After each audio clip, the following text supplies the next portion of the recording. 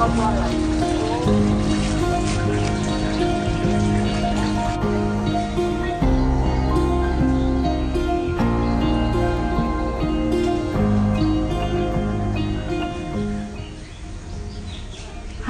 sahabat Ami dimanapun Anda berada. Kali ini Ami ada di pengungsian di Lumajang, tepatnya desa Yarit. Jadi di sini Ami mau bantuin masak karena Ami kan orangnya suka masak ya. Kita pemasak pagi-pagi ini, oke? Cari piring dulu.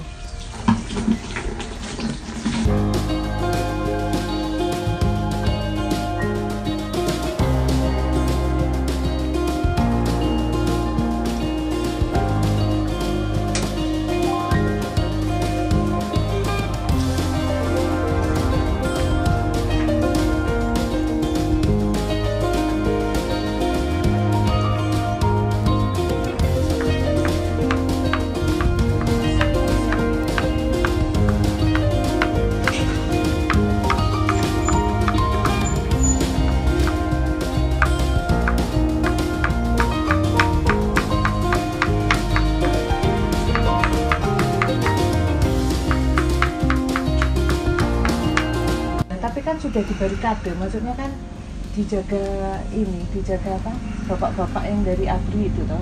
Iya kan ada relawan itu kan ada poskonya itu, tapi nggak sampai masuk ke rumah, apa jaga deket rumah, di depan mungkin gitu. Nah, terus yang masuk nyuri siapa?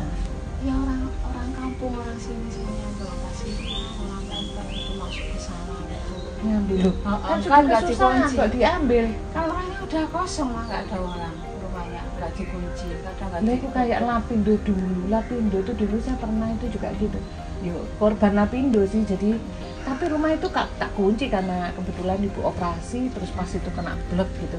Ya itu habis ternyata, kita buka itu gak apa-apa nih. Iya itu kadang orang harus nggak atau pokoknya surat-surat penting udah dimasukkan tas, udah dikunci, kalau lari takut mah, kalau air itu kan cepet lah jalannya, makanya seorang yang ngungsi semuanya.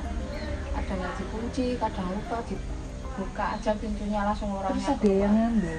Iya terus. Loh tapi kalau ngelewati pos harusnya kan posnya tahu kalau ada yang ngambil barang? Atau dikira penduduk gitu? Iya, tadi kok relawannya seperti itu, nah itu jalan-jalan dilihat, kok ngambilin piring, ngambilin apa gitu kan. Pintu dibuka kan dilihat ada orang apa enggak gitu. Berarti bisa dipegang nih orangnya, maksudnya, oh kamu nyuri gitu.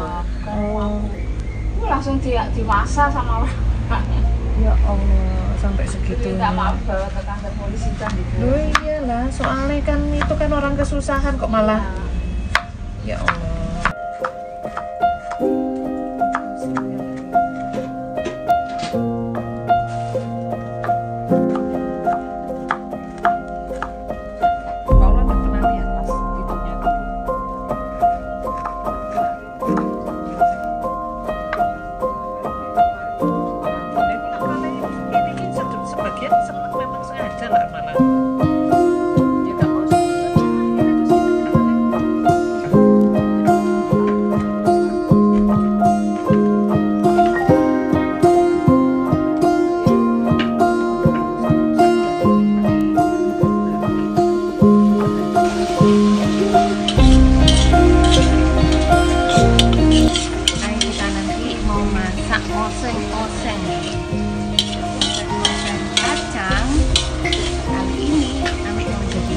Sama Mbak Wulan, oke?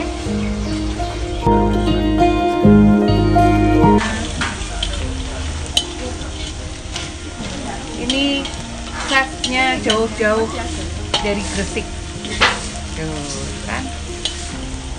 Ini chef dari Kertosono dan chef dari Gresik ya Mbak Wulan. Halo, iya. Yang ini Mbak Wulan, beliau ini punya taman bacaan. Nanti kita kulik juga beliau ya. Dengan taman bacaannya, jauh-jauh dari Kertosono ke sini jadi koki. Kami sih bantuin jadi kokinya karena emang suka makan Oke, kita mau bikin oseng-oseng kacang.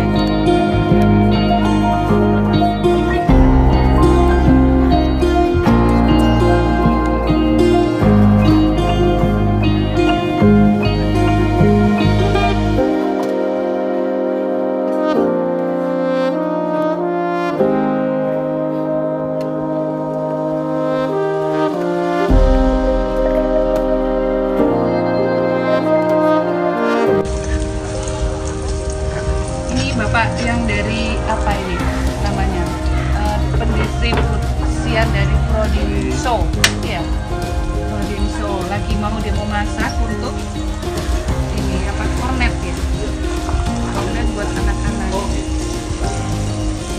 Tapi kalau anak-anak mungkin tadinya dikurang lagi. Oh gitu. Ya, kalau untuk pedas atau rasanya kan kita bisa menyesuaikan Nah, aja. ini bisa diambil dulu ya, tapi ini boleh ya? Ya boleh Bu. Itu yang tadi lupa nggak usah terlalu pakai. Oh nggak bisa ini, harus pakai Yang itu aja yang gampang aja. oh, yang ini, Iya. harus dibuka ini. Mas Indra ada bukan buat buka gini. Ini kan kalau mau udah bener-bener panas, jadi enak untuk nuanginnya. Nah ini kan kurang. Kan berarti pakai sendok ya.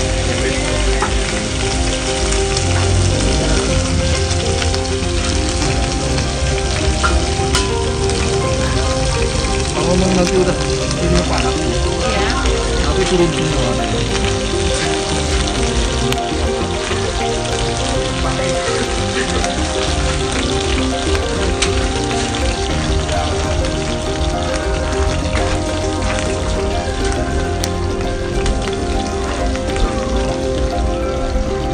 Ini kornet daging sapi. Iya. Bisa, Bu.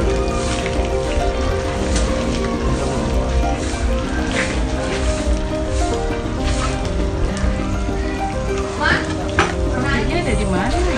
Pak siapa kalau boleh tahu? Wahyu. Oh. Sudianto, Bu.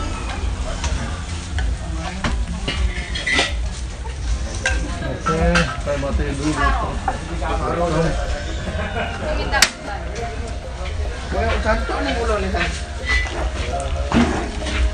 Lumayan banyak Bumbu. isinya ya. Ya ini bisa untuk berapa orang anak-anak ini? Koi-koinya sih. Ada.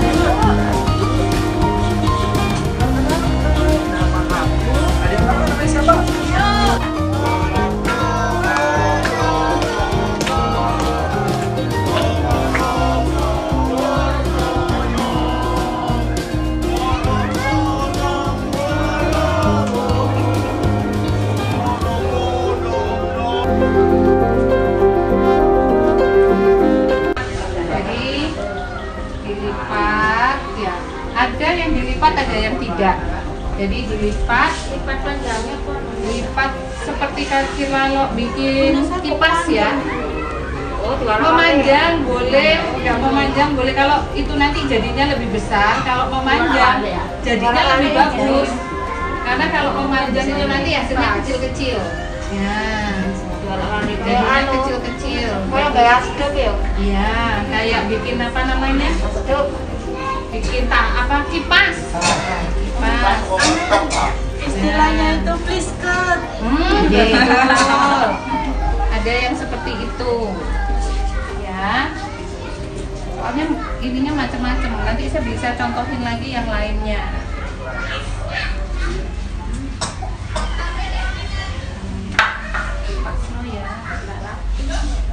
Apa pelan-pelan. Harusnya memang di bawah. Iya.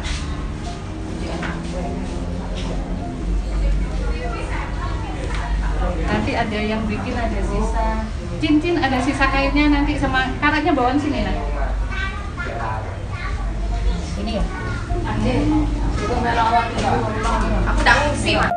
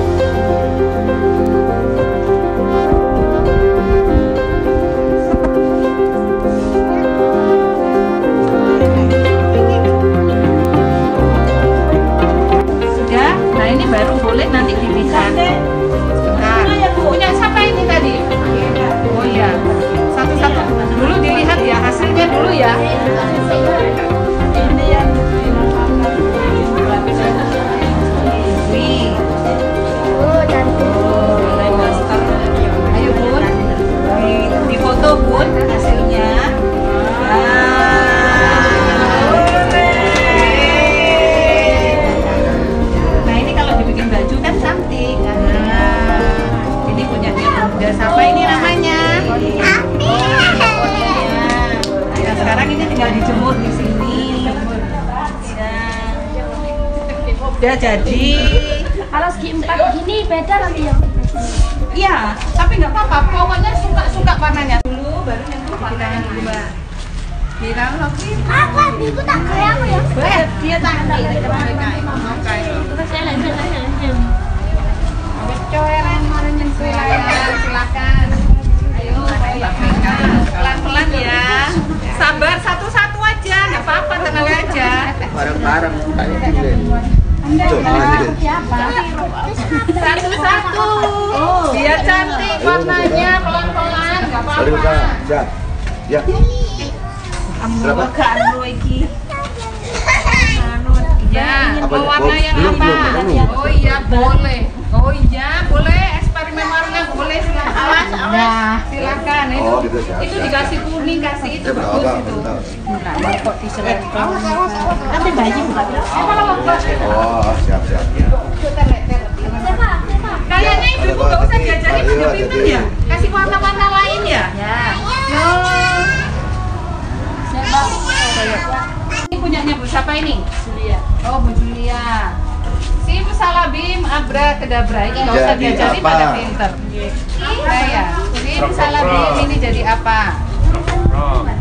Oke, Bu Julia. Simsalabim. Oh, cantik banget. Oh, cantik Bu.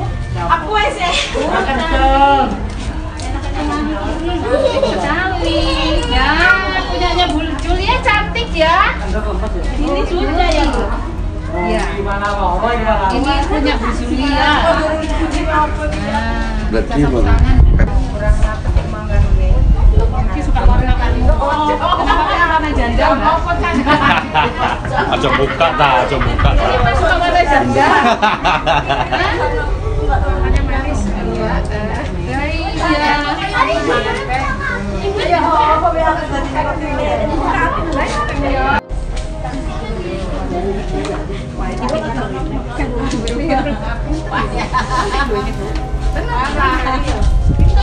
Oh iya, ambil gradasi warna.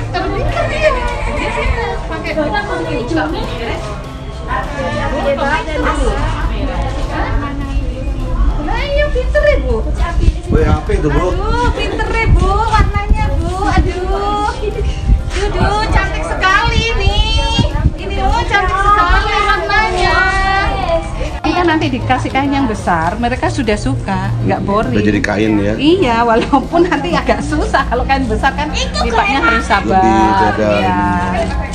Tapi kalau udah tahu hasilnya yang kecil bagus, mereka mau kasih besar, mereka mau. Buat selendang. Ayo deh, buka deh. Bantuin.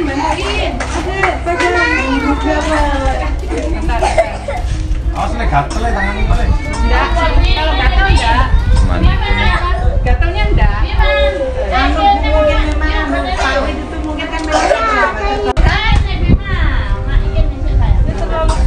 Nah, ini dibikin sarung, Mbak.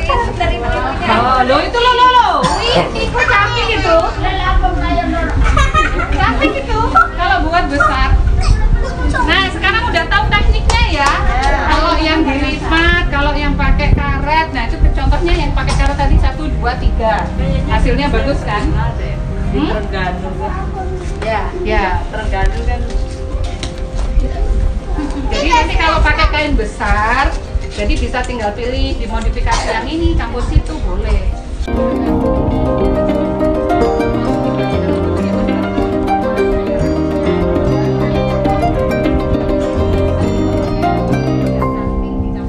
Nanti kalau sudah nggak terlalu boring, baru. Hai sahabat Ami dimanapun Anda berada, jumpa lagi di sini di Ami. Sekarang ini Ami lagi ada di Lumajang, tepatnya di tempat lokasi terjadinya bencana di kota Lumajang.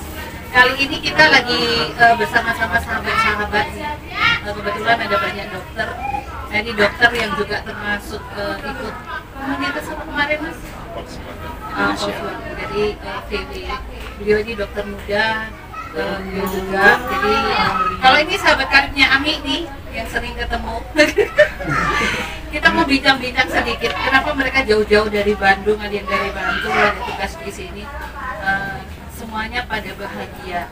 Maksudnya bukan kalau ada bencana bahagia, tidak, tapi mereka menjalankan tugas dengan sangat bahagia. Bahkan menjadi relawan, mereka meninggalkan keluarga dan mereka di sini bersatu untuk menolong para korban. Pertama akan mengenalkan diri siapa dulu. Oh, ini aja deh, Dokter Denny dulu aja deh ya. Iya. Silakan dong diperkenalkan dong. Karena ini yang paling duluan di sini, terus dia paling paling lama, paling suka jalan-jalan, terus paling apa ini? Paling banyak pengalaman. Nah, paling banyak pengalaman di lokasi. Iya. Gimana nih, Dok? Ya sebelumnya koreksi dulu, bukan dokter Bu. Saya psikolog kebetulan. Ya sama aja. Dokter ya ini. Ya. Kan ini dokter jiwa. Ya, jadi jiwa, kalau saya betul. patah hati nanti Alah, nantinya kan. Alhamdulillah. Ya saya Denny dari Bandung. Kita dari klub VW. Jadi memang kita ada klub VW itu di Bandung itu ada unit tanggap bencana. Ya. Kita starting itu dari 2009. Jadi alhamdulillah setiap bencana di kota manapun yang besar kita masih dikasih kesempatan buat berangkat Bu, sampai sekarang. Kurang lebihnya. Teman-teman PW ini memang ada tanggap bencana Ya semacam khusus. Basnas gitu Betul. Di dalam PW klub di Bandung itu kita memang ada unit tanggap bencana. Dibentuknya PW terus diadakan ada berarti itu masuk apa ini tim ya Tim sosialnya lah kurang lebih. Kenapa dipilih tanggap bencana kok tidak sosial yang lain, karena kan sosial lain kan Banyak ya, betul. Kebetulan kan kita hobinya touring ya Bu. Yang PW itu kan senang jalan-jalan, touring ya. soalnya ngabisin duit ya. Mereka kebanyakan duit, ngabisin duit. Jadi maksudnya jalan-jalannya sekarang bagi orang ya jalan. Sudah berapa tempat ini ya sudah menjadi singgahan kita di sini? Tempat ini pun tapi kurang lebih dari 2009 dari besar dari Bumete sampai 8 jalan-jalan lah. Termasuk yang tsunami di Lombok. Ya, Palu, Lombok, Banten, Urutan. Iya kita ya. Padahal Lombok itu hanya 1 bulan di sana. Di sana ya Bu. Mungkin saya nyempil kayak Bu. Jadi enggak kelihatan. Berarti nanti kalau ada bencana, karena kita sering turun ke sana ya, berarti kita mau cari dia. Wah, Janjian dulu. carinya di dapur biasanya Bu. Nah orangnya di dapur nungguin Ya makanan. saya juga di dapur kan. Nah, apa yang memotivasi teman-teman di PW ini? Kan biasanya kalangan atas ya. Kan PW kan identik dengan sosial, gitu. Sosialita ceweknya kan. Berarti kalau cowoknya apa? Sosialito. Sosial itu. Nah, kenapa mau turun gitu? Karena biasanya orang-orang atas ini kan paling malas. PW sih nggak orang semua sama saja. Nanti ini cuma 2009 itu saya turun pertama kali pada tempat Padang itu kebetulan saya masih pendampingan psikososial. Saya bareng sama Kris UI yang bekerja dari India. Nah, karena belum menikah, biasanya kalau pendampingan psikososial itu kan minimal 3 bulan, 4 bulan. Jadi kalau belum menikah apa? Begitu pindah ke Bandung, menikah, ya nggak boleh. Saya diomelin sama istri. Akhirnya kita mulai mengarah, saya coba mengarah ke yang lebih simpel. Karena saya bergabung ke PW, kebetulan banyak teman-teman dokter di PW ngobrol bareng. Gimana kalau kita bikin unit tanggap bencana khusus main di medis, area medis awalnya. Nah kebetulan direspon sama teman-teman dokter, mereka mau yuk kita berangkat. Kemudian dari situ akhirnya sedikit awal itu kita bergabung dengan PW berangkat itu Aceh gempa Aceh Tengah itu Takengon di Takengon awalnya sekali itu kita pakai PW kombi tua tahun 81 dengan membawa obat-obatan dan waktu itu berangkat pakai pesawat turun di Aceh saya dari sana touring ya saya sama ada tim jaraknya Kan dataran tinggi itu kan. perjalanan lumayan 6 hari lebih dari Bandung ke Jakarta. Dia dinikmatin aja, pom bensin nggak tidur, kemana gitu. Kita bawa obat-obatan. Palang merah biasanya saya bilang. Iya gitu Itu ya. di palang merah aja berarti botol palang merah aja berarti mau bensin. Berarti mau bensin. Iya. Makanya saya kan kayak gitu. Kalau kita kemarin ke Bali juga gitu capek berdua sama teman ini Mega. Capek tidur di palang merah. Ah, itu palang merah. Gak usah di hotel murah-murah aja palang merah. Ntar kok diem aja manut ya. Itu dia kayak siap. Iya kan memang enak-enak gitu. Iya. Murah meriah kan. Kurang meriah tuh, betul. Cuma kursi disandarkan udah tidur gitu. Tinggal tidur, nggak bayar. Kamar mandi sebelah. Tapi memang benar, sesuatu itu yang membuat kita bahagia dan kita bisa berbagi. Nah, ya. Termasuk di dokter muda ini, gimana ini kok bisa terus akhirnya jatuhnya ke daerah sini nih dok? Sebenarnya Boleh dikenalin dulu namanya nih. saya Rafiq Ihsan gitu, biasa dipanggil. Saya dokter di Puskesmas Candipuro yang di kecamatan terdampak. Ya sebenarnya sih saya juga nggak tahu kalau mau ada bencana. Jadi saya sekitar hari Kamis dua minggu sebelum bencana itu baru ditempatkan di sini. Jadi ya kira-kira sekitar 10 harian belum, ya sekitar itu belum genap 2 minggu di sini. Tiba-tiba ada kabar ini bencana. Ya udah, terus saya tanya ke teman-teman yang di puskesmas gimana keadaannya, butuh bantuan dokter apa enggak, kan di sana nggak ada nakesnya, maksudnya ya ada cuma perawat bidan kan nggak ada dokternya. Terus mereka bilang iya kalau bisa kesini aja. Malam itu jam berapa ya, jam 4:30 jam 5 ya saya langsung berangkat dari Sabtunya.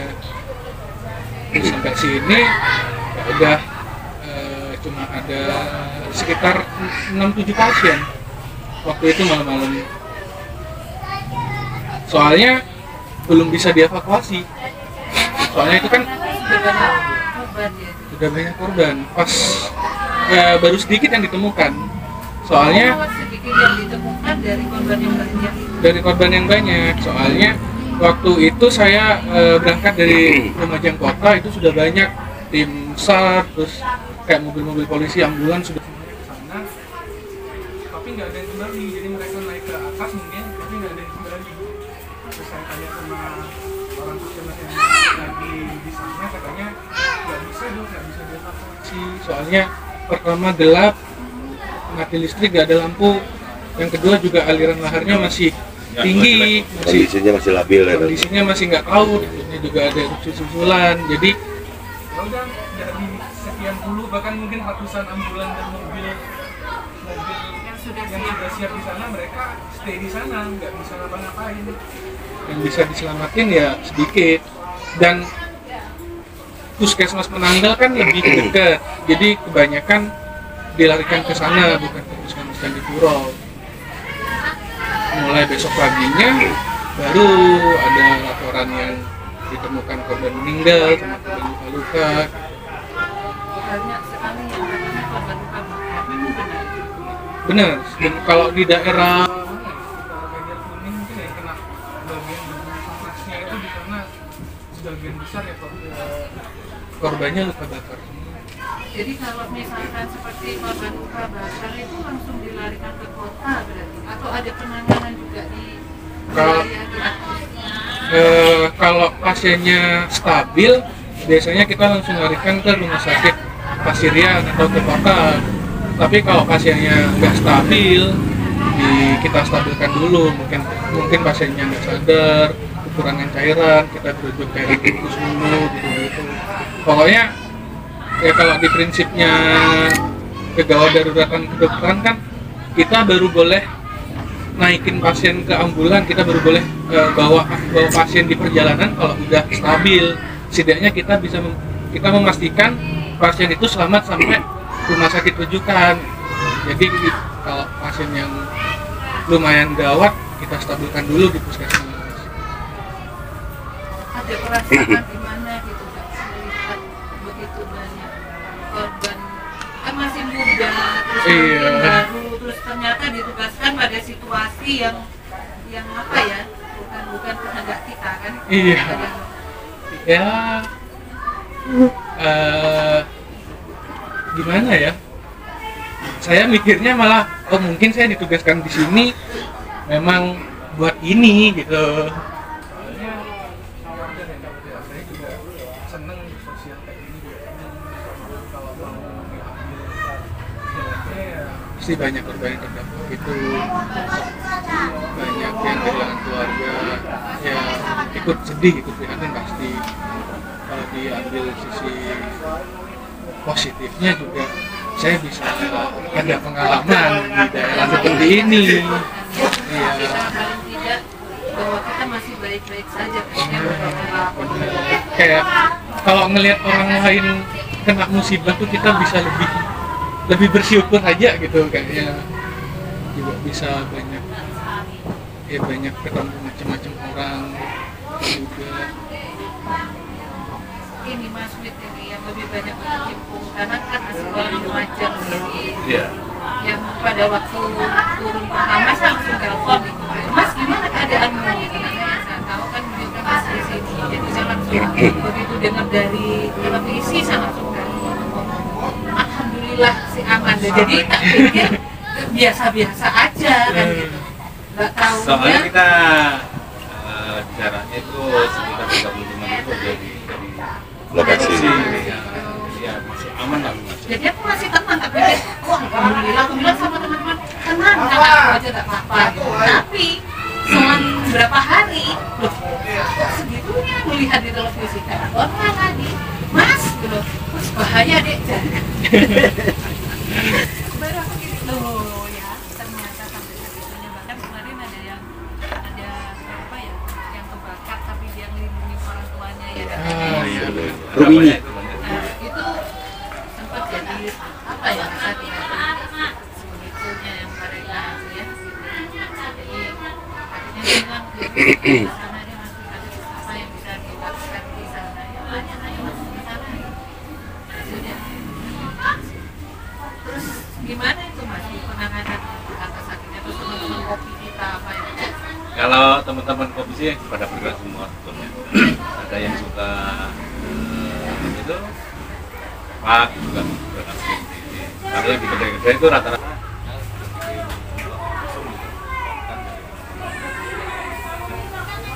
jadi bikin istilahnya kopi kelas. Jadi berapapun itu yang biasanya teman kopi gitu. Kalau nggak gitu kita mengumpulkan kopi, kita memang uangnya Ya, diperbantukan. Biasanya sih dekat Mawon kemarin kebakaran untuk kopi kan kita juga gitu langsung. Biasanya sih seperti nah ini juga ada Putra Lumajang ini yang satu ini. Dokter Putra Lumajang. Dokter Putra Lumajang gimana ini? Yang asli Lumajang ini dok? Perlu diralat. Perlu dirawat. Iya, saya bukan dokter, tapi saya itu pendamping desa dari Kementerian Desa di asli Jarit. Sejak 2007 saya pindah ke Jarit. Awalnya saya di Sumber Mujur di bawah. Mulai saya lahir di sana sampai dengan 2007 karena bapak sama ibu pindah ke Jarit.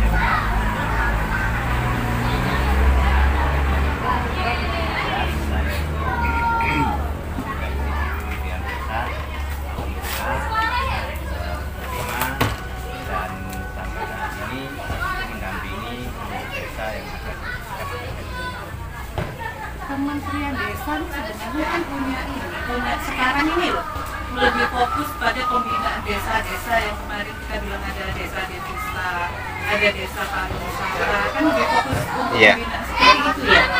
Ya memang yang pertama kita itu tugas utama kita memang mendampingi pemerintahan desa di keseluruhan kegiatan pemerintahan. Namun juga kita ada setiap tahunnya itu skala prioritas dari kementerian. Untuk yang tahun ini 2022 ini adalah mengentas perekonomian yang karena terpuruk 2 tahun kena corona. Juga ada program desa cerdas yang juga sudah digagas. Alhamdulillah untuk Kecamatan Candipuro itu diwakili Desa Penanggal, dan se-Kabupaten Lumajang itu ada 22 desa. Jadi itu fokus kita ke depan di 2022 mendampingi ya program yang utama itu tadi termasuk desa cerdas. Bisa nggak kemungkinan setelah terjadinya bencana seperti ini mungkin dimunculkan itu tadi desa produktif, dimana dari bencana ini muncul orang-orang yang ya apa ya, satu desa misalkan kayak kita tadi yang belajar batik jadi kan desa batik atau desa penghasil kue, desa kue kering gitu kan. dimunculkan seperti itu untuk dijadikan sebagai desa wisata nantinya. Jadi ini komunitas yang sudah terdampak bencana, tapi mereka bisa memberikan atau memunculkan ekonomi kreatif sehingga ketika mereka orang-orang ingin melihat lokasi bencana, bukan melihat lokasi bencananya, tapi melihat manusia-manusia yang sudah survive dengan keadaannya dan mereka punya ekonomi yang lebih baik daripada yang kemarin. Kalau untuk itu memang dana desa di 2022 ini ada 3 prioritas. Jadi prioritas yang ketiga itu juga untuk desa tanggap bencana. Jadi untuk pemulihan itu pun ketika dana desa memang dibutuhkan. Dan kalau untuk kegiatan seperti itu sudah masuk di program Kementerian Desa di bidang 4, yaitu pemberdayaan masyarakat desa. Jadi untuk kegiatan-kegiatan seperti itu sudah yang nanti dinaungi oleh BUMDes. Jadi BUMDes sebagai leading sektornya yang ada di desa, sebagai badan usahanya desa, ini yang akan mewadahi kegiatan desa. Hanya di tiap tahun, dulu pada waktu 2016 dana desa itu 70% untuk kegiatan fisik, tapi bergeser tiap tahun sampai dengan di tahun ini itu sudah bergeser, persentasenya untuk kegiatan fisik sudah turun. Jadi di 2019 Pak Jokowi sudah ngomong sudah cukup untuk infrastruktur, maka kita sekarang sudah mulai bergeser ke pemberdayaan. Termasuk itu tadi peningkatan PAD-nya desa kita ambilkan untuk wadahnya dari BUMDes. Jadi nanti BUMDes yang mengolah, bukan kepala desa. Jadi ada nanti direkturnya di BUMDes tersebut yang akan menggawangi untuk kegiatan pemberdayaan di desa. Termasuk dari Kementerian Desa. Iya. Berarti bisa itu dok, yang idenya untuk pemberdayaan bibit ini ya. Berarti bisa kan mumpung Allah hadirkan ya dari Kementerian Desa, kita nggak usah pusing-pusing ternyata itu. Biar dilemparkan saja ya. Tadi sudah dilatih soalnya nih. Iya. Tadi sudah dilatih dan mungkin nanti berkembang, kita akan coba pelatihan lain menurut apa yang mereka inginkan, karena orang punya keinginan sendiri. Ya kalau untuk di Jarit sendiri ini di tahun ini kemarin kita juga sudah masih bulan yang kemarin malah itu pemberdayaan di Desa Jarit itu untuk menganyam, karena memang di Jarit mulai saya kecil itu sudah terkenal tentang anyamannya, hanya yang kurang itu bagaimana cara pemasarannya. Kalau kualitas anyamannya dengan Banyuwangi kita nggak kalah. Anyaman bambu. Oh bambu. Iya. Jadi mulai dari tudung saji dan lain-lain, kap lampu itu juga kita punya. Nah kebetulan, beliau nih regarnya ekspor untuk itu nih. Iya, jadi kemarin itu kan kita juga mendatangkan dari Dewan ya. Kita diminta sama Pak Dewan tersebut, sudah tahun depan nggak usah banyak-banyak jam untuk menganyamnya, karena anyamannya sudah bagus. Tolong konsentrasinya tentang di pemasaran. Nah, mungkin kami juga dikasih saran waktu itu untuk mengundang dari Disperindak sebagai yang menguasai lah di Kabupaten Lumajang tentang untuk perdagangan. Bagaimana caranya dari pengrajin ini nanti bisa memasarkan hasil karyanya. Pernah nggak belajar untuk bagaimana kita ekspor, kan ada kelas-kelas semacam SEO, jadi kita menjadi di luar, bagaimana kita memperkenalkan produk kita di luar dengan sistem jaringan itu tadi, di mana nanti kita itu tahu buyer mana yang biasanya itu suka dengan produk-produk unggulan itu, karena ada HSG-nya yang bisa diperkenalkan ke luar negeri agar kita tahu barang apa sih, negara mana sih yang suka dengan produk itu. Nah itu salah satu yang sekarang ini lebih banyak dipelajari, bahkan pemerintah juga lagi banyak mengajarkan bagaimana mencari buyer dengan fastfood yang sudah ada sehingga memudahkan orang luar negeri untuk mencari kita. Ya, itulah yang saat ini saya sendiri sedang memikirkan bagaimana ini membantu dari pengrajin ini, termasuk membantu BUMDes untuk bisa mencari link lah paling tidak itu untuk bisa mengambil hasil karya dari pengrajin yang ada di sini. Sebenarnya bukan hanya di Jarit, Sumber Mujur pun sudah punya tentang gelas bambu, sedotan bambu. Ini kan mereka juga bahannya alami. termasuk batiknya pun kemarin gubernur itu sampai membeli 10 dari batik alaminya di Sumber Mujur itu, batik pasir Sumber Mujur, untuk dibawa diikutkan lomba di nasional. Itu waktu beliaunya berkunjung ke Tirtosari, karena di sana dapat bantuan untuk kegiatan wisatanya, dan kita tampilkan, beliaunya tertarik. Akhirnya beliau membeli 10 kain batik itu untuk sebenarnya kalau dari Kementerian Desa sudah mensupport, sangat mensupport apa yang ada di desa yang mau dimunculkan oleh desa. Tinggal ya itu tadi, kita masih bagaimana ke depannya.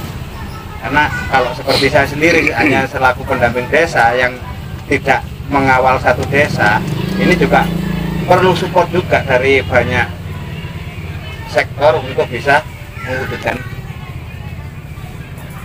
Mungkin nanti bisa saya kenalkan dengan beberapa tim ya, termasuk UKM Mendunia. Jadi UKM Mendunia ini lebih support ke untuk ekspor.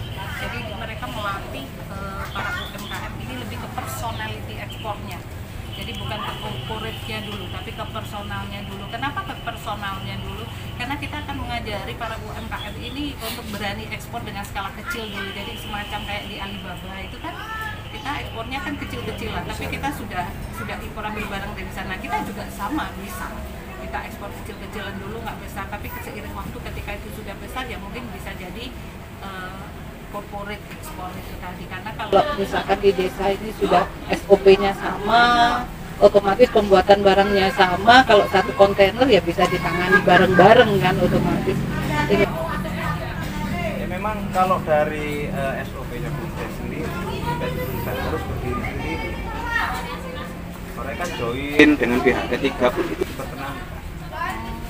Jadi ya kalau memang dari panjenengan nanti bisa membantu kami, kenapa tidak bagi saya? Penting itu dengan kemajuannya desa.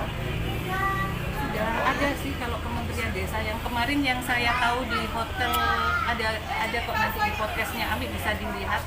Jadi Kementerian Desa itu sudah ada, memang mereka ada pelatihan seperti itu aja. Makanya kenapa berani bilang karena ada. Jadi mungkin tinggal sounding lagi untuk bisa turun ke sini, ke yang Lumajangnya gitu, supaya bisa dibantu. Mungkin seperti itu. Terus ada lagi Mas apa? Ayo maju deh. Ini yang bagian perdapuran. Kok ngomongnya ke perdapuran ya? Perdapuran. Iya. Konsumsi. Ya, bagian konsumsi. Ini orang keren di sebelah kita. Ya harusnya Mbak Wulan ini, kenapa diwakilkan ini ya Mbak Wulan ya? Jadi ini salah satu tim sukses perut kita di sini, karena tanpa beliau ini kita bukan apa-apa. Jadi ayo nih Mas Indra dikenalkan dulu. Jangan takut Dengan yang bertato, ini orang keren punya ini. Saya Indra, saya dari Kertosono. Ini dengan sekolah pelangi. Jumlah anak-anak di sini anggota 4 orang. Kami membuka dapur kecil bersama. Jadi semua bisa mengisi, semua bisa berbagi di dapur kecil kami. dan dapur kecil ini membantu para korban, terutama anak-anak kecil ya. Ada pasar apa jajan kecil, kantin kecil, kantin bersama. Jadi mereka beli pura-pura aja, beli tapi gak bayar sih, cuman ambil-ambil gitu aja, seneng gitu.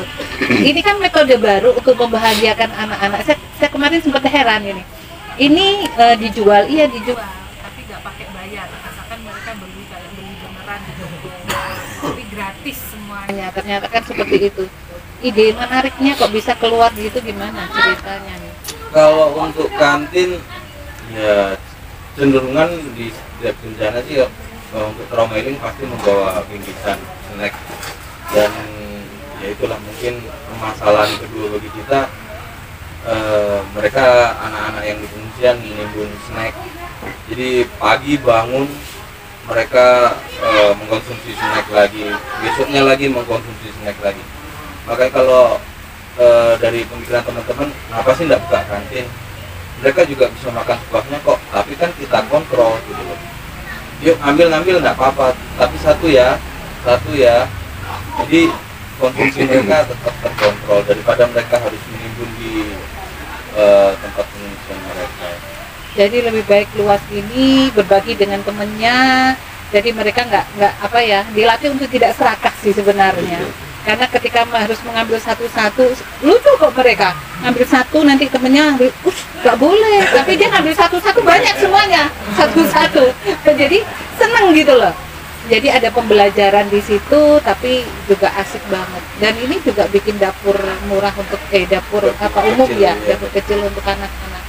Kenapa kok fokus ke anak-anak nih, Mas Indra? Kalau untuk Sukabumi sendiri bisa dibilang semacam taman baca juga bisa, komunitas sosial juga kita terjun ya semua sih Bu.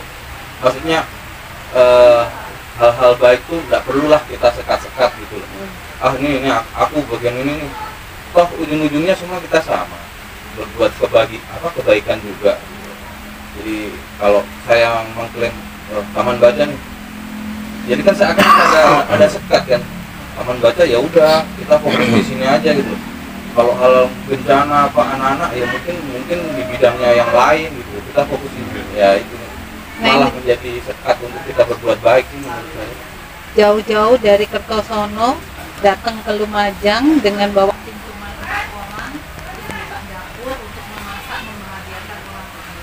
Itu keren banget. Sebenarnya itu cuma 4 orang udah jauh-jauh. Dari awal ya ide sederhana sebenarnya cuman penambahan lauk sih. Kita goreng-goreng sosis ya, tempura apa. Kebetulan di sini ya bertemu juga dengan sama dokter keren ya. Dokter lagi. Ya pokoknya dokter aja dokter jiwa. Ya patah hati kan larinya ke dia ini nanti kan gitu. Dokter cinta. Jadi akhirnya ketemu sama dokter, terbukalah tambah melebar nih akhirnya. Jadi dapur kecil bersama ini. Keren banget. Ada harapan nggak ke depan sahabat-sahabat pelangi yang lainnya? Mungkin kalau sudah pesan sih ya apa ya moto dari Sukabumi sendiri ya teruslah menanam sebelum terbenam, itu aja lah. Sampai pengungsi terakhir.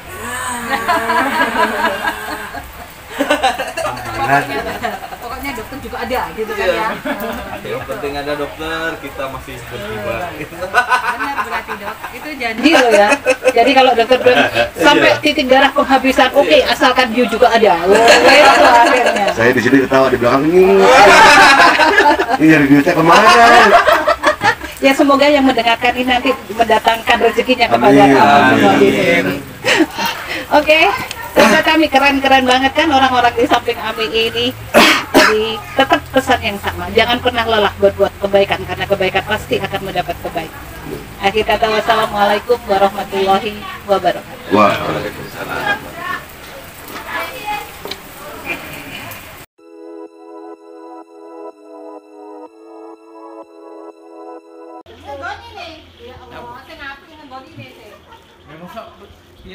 Nah, yang ngono.